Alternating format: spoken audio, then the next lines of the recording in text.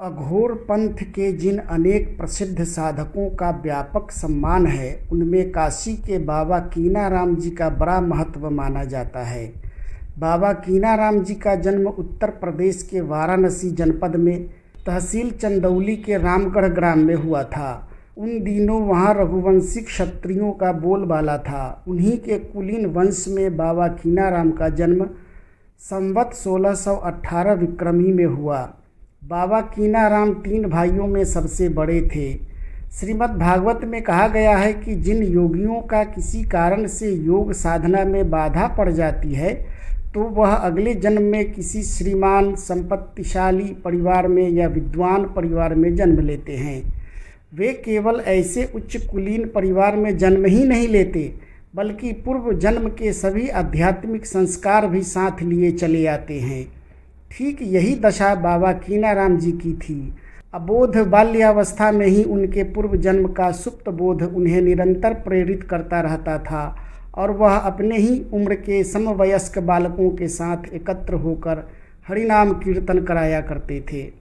उस समय की सामाजिक परिपाटी और रीत के अनुसार छोटे छोटे जमाता और छोटी छोटी बहुएं देखने का व्यापक प्रचलन था। जब बाबा कीनाराम केवल 12 वर्ष के बालक थे, तभी उनका विवाह कर दिया गया। यद्यपि बाबा कीनाराम ने अपने पूर्व जन्म के संस्कार के कारण शादी करने से बहुत आनाकानी की, लेकिन उन दिनों बालकों की बात सुनता ही कौन था। बाबा कीनाराम जी की शादी के 3 वर्ष बाद द्विरागमन का समय निश्चित किया गया। ससुराल जाने के एक दिन पहले बाबा कीनाराम ने अपनी माता जी से आग्रह किया कि आज मुझे दूध भात खिलाओ। माता जी ने तत्काल टोक कर कहा कि ऐसे अवसर पर दूध भात नहीं खाया जाता है, किंतु बाल हठ तो बाल हठ ही होता है। बाबा कीनाराम जी ने हठ करके दूध भात ही खाया। दूसरे दिन उनके ससुराल से समाचार आता है कि वह अपनी जिन पत्नी का गौना लेने जाने वाले थे, उनका देहांत हो गया है। यह समाचार सुनते ही परिवार वालों को बड़ा दुख हुआ और साथ ही सबको बड़ा आश्चर्य हुआ कि कीनाराम को अपनी पत्नी की मृत्यु का आभास कैसे हो गया कि उन्होंने दूध भात मांगकर खाया, क्योंकि केवल मृतक कर्म के अवसर पर ही दूध भात खाया जाता है। घर का काम और पढ़ने लिखने में रुचि न होने के कारण बाबा कीनाराम अनमने से रहा करते थे। एक दिन अचानक उनके मन में क्या विचार आया कि वह विरक्त होकर घर से निकल पड़े और घूमते घामते गाजीपुर जनपद के कारो गांव में जा पहुँचे। वहाँ उस समय रामानुजी संप्रदाय के अनुयायी महात्मा शिवाराम जी रहा करते थे। महात्मा शिवाराम जी के स्मारक की पूजा आज भी कारो ग्राम में होती है। बाबा कीनाराम जी उन्हीं महात्मा शिवाराम जी के निरंतर सेवा में तल्लीन हो गए। बाबा कीनाराम जी ने कई बार महात्मा शिवाराम जी से प्रार्थना की कि उन्हें शिष्य बना लीजिए, किंतु वे निरंतर टाल मटोल करते रहे। किंतु जब कीनाराम जी ने अपनी सेवा से उन्हें प्रसन्न कर लिया, तब एक दिन शिवाराम जी ने उन्हें कहा कि चलो हमारे साथ आज गंगा तट पर चले चलो, वहीं हम तुम्हें उपदेश देंगे। यह सुनकर बाबा कीनाराम जी उनका बाघंबर और पूजा का सामान लेकर साथ साथ चल पड़े गंगा जी की ओर। कुछ दूर चलने पर शिवाराम जी ने उन्हें कहा, तुम यह सब लेकर गंगा तट पर चलो, हम अभी शौच से निवृत्त होकर आते हैं। अपने गुरु जी की सब सामग्री लेकर बाबा कीनाराम गंगा घाट की ओर चल पड़े और गंगा तट से कुछ दूर ही खड़े होकर बड़े भक्तिभाव से गंगा जी को प्रणाम करने के लिए झुक गए। जैसे ही उन्होंने अपना सिर उठाया तो देखा कि गंगा जी का जल बढ़कर उनके चरण छू रहा है। अपने गुरु के इस महिमा से बाबा कीनाराम जी बड़े प्रभावित हुए और उनके मन में यह विचार आया, जिस गुरु की सेवा करने में इतनी शक्ति है, उनसे मंत्र दीक्षा प्राप्त करने पर कितना बड़ा फल मिलेगा। महात्मा शिवाराम जी दूर से यह लीला देख रहे थे। अब उन्हें यह विश्वास हो गया कि यह अधिकारी शिष्य है, इसे मंत्र दीक्षा अवश्य देनी चाहिए। स्नान पूजन से निवृत्त हो जाने के बाद महात्मा शिवाराम जी ने उन्हें मंत्रोपदेश दिया और अपने साथ ठाकुर द्वारे में ले आए। फिर बाबा कीनाराम अपने गुरु के साथ ही रहकर अत्यंत निष्ठा के साथ उनकी सेवा करते रहे। संयोगवश बाबा शिवाराम जी की धर्मपत्नी का स्वर्गवास हो गया। महात्मा शिवाराम जी की इच्छा हुई कि उनकी उजड़ी हुई गृहस्थी को बसाने के लिए दूसरा विवाह कर लिया जाए। यह बात बाबा कीनाराम जी को अच्छी नहीं लगी। उन्होंने अपने गुरु से स्पष्ट कह दिया, महाराज, यदि आप दूसरा विवाह करेंगे तो मैं भी दूसरा गुरु कर लूँगा। इस पर बाबा शिवाराम जी ने झल्ला कर कहा, जा कर ले दूसरा गुरु। बस फिर क्या था, बाबा कीनाराम ने उसी समय अपना आसन उठाया और नई डीह गांव आ गए। वहां पहुंचते ही देखते हैं कि एक बुढ़िया बैठी अपनी भाग्य पर कलप रही है। उन्होंने उस बुढ़िया से उसके दुख का कारण पूछा तो बुढ़िया ने कहा, जाओ बाबा, तुम मांगो खाओ, हमारा दुखड़ा जानकर क्या करोगे। बाबा कीनाराम जी ने बहुत आग्रह किया तो बुढ़िया ने कहा, बाबा, हमारे बेटे पर जमींदार का कर्ज चढ़ गया है, इसलिए वह उसे पकड़ कर ले गया है। यह सुनते ही बाबा कीनाराम ने कहा, चल तू मुझे उस जमींदार के यहाँ ले चल। बुढ़िया के मन में न जाने क्या बात आई कि आगे आगे बुढ़िया और पीछे पीछे बाबा कीनाराम जी जमींदार के द्वार पर जा पहुँचे। बुढ़िया ने लड़के की ओर संकेत करके कहा, देखो वहाँ धूप में हमारा बच्चा बैठा है। बाबा कीनाराम ने उस जमींदार से कहा, उस लड़के को मुक्त कर दो। जमींदार बोला, अरे बाबा, तुम साधु हो, भिक्षा लो और अपना काम देखो।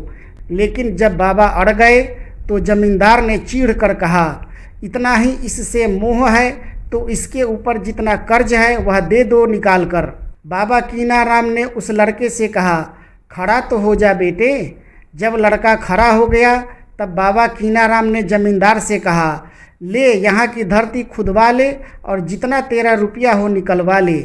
ज्यों ही दो हाथ धरती खोदी गई, सब लोग आंखें फाड़ फाड़ के देखते रह गए।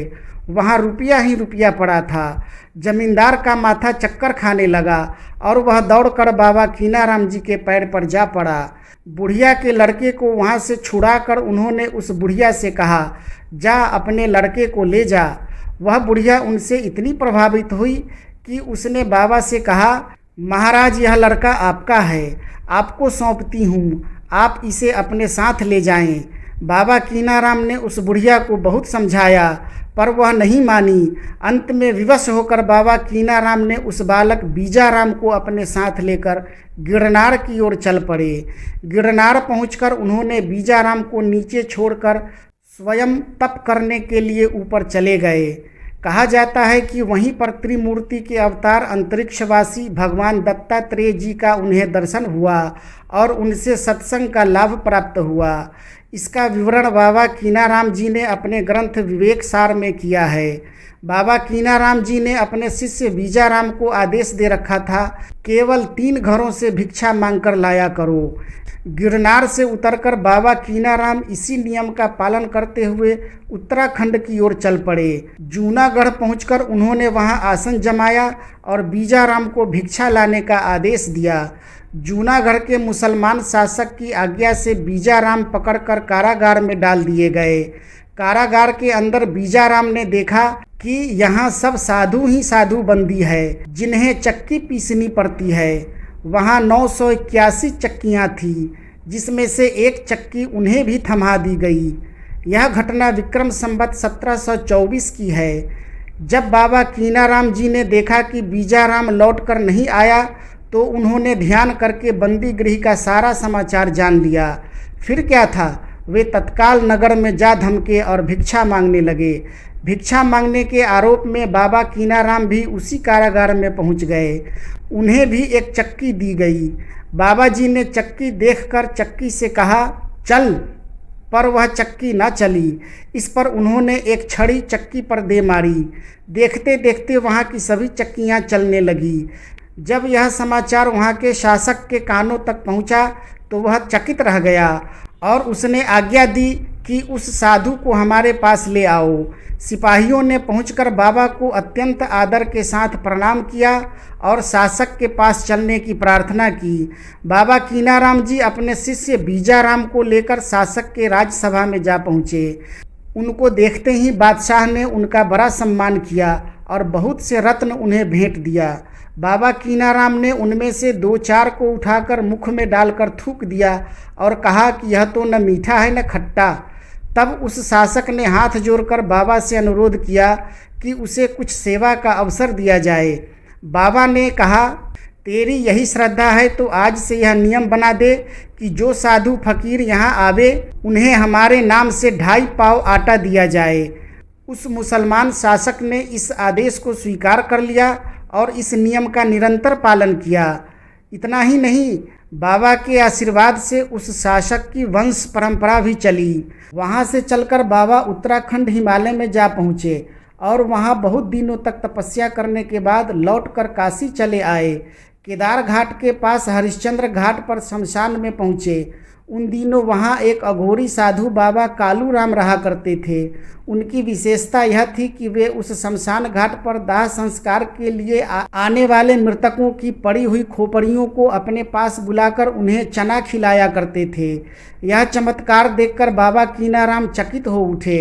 बाबा कीनाराम ने भी तत्काल अपनी शक्ति का परिचय देकर ऐसा स्तंभन किया कि जब बाबा कालू राम ने खोपड़ियों को अपने पास बुलाया तो वह खोपड़ी उनके पास आई ही नहीं। बाबा कालू राम ने तत्काल ध्यान किया तो ज्ञात हुआ कि बाबा कीनाराम आए हुए हैं। बाबा कीनाराम ने आगे बढ़कर कहा, महाराज यह क्या खेल कर रहे हैं, चलिए अपने स्थान पर चलिए। बाबा कालू राम ने कहा, मुझे बड़ी भूख लगी है, मछली खिलाओगे? बाबा कीनाराम ने तत्काल गंगा जी से कहा, गंगिया ला एक मछली तो दे जा। इतना कहना था कि एक बड़ी सी मछली पानी से बाहर आ पड़ी। बाबा कीनाराम जी ने उसे उठाकर भूना और तीनों ने उसे भोग लगाया। वहाँ से उठकर आगे बढ़े तो बाबा कालू राम ने एक मुर्दा बहते हुए देखा और बाबा कीनाराम से कहा, देख मुर्दा आ रहा है। बाबा कीनाराम ने कहा, महाराज यह मुर्दा नहीं, यह तो जीवित है। इस पर बाबा कालू राम ने कहा, जीवित है तो बुला ले। बस बाबा कीनाराम ने वहीं से मुर्दे को ललकारा, ए इधर आ। वह मुर्दा किनारे आ लगा और तत्काल उठकर खड़ा हो गया। बाबा कीनाराम ने उस मुर्दा को जो अब जीवित खड़ा था उससे कहा, देख क्या रहा है, जा अपने घर जा। वह अपने घर लौट गया। इस लीला को देखकर सबको बड़ा आश्चर्य हुआ।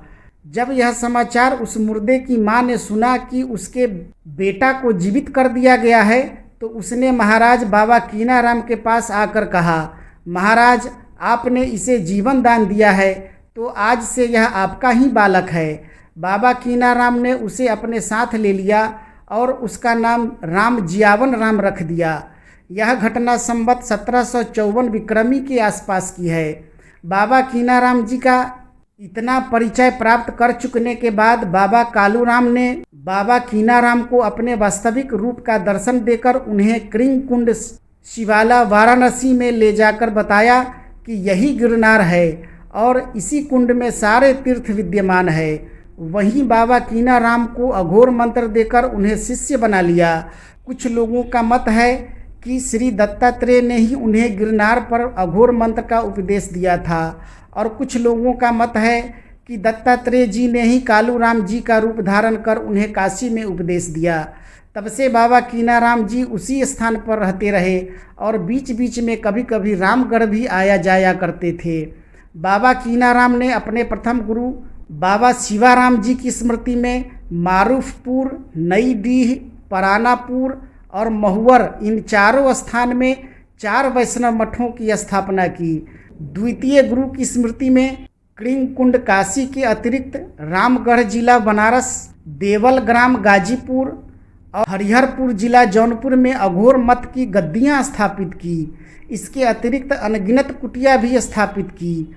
संवत 1826 में 142 वर्ष की अवस्था में बाबा कीनाराम जी ने शिवलोक प्राप्त किया।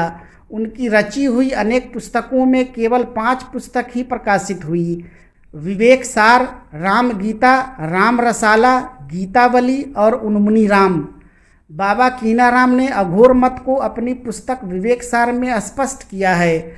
इसी के अनुशीलन से उनकी अघोर साधना का परिचय भी मिलता है। इस ग्रंथ में अघोर मत, पंथ या विषय की विवेचना की गई है।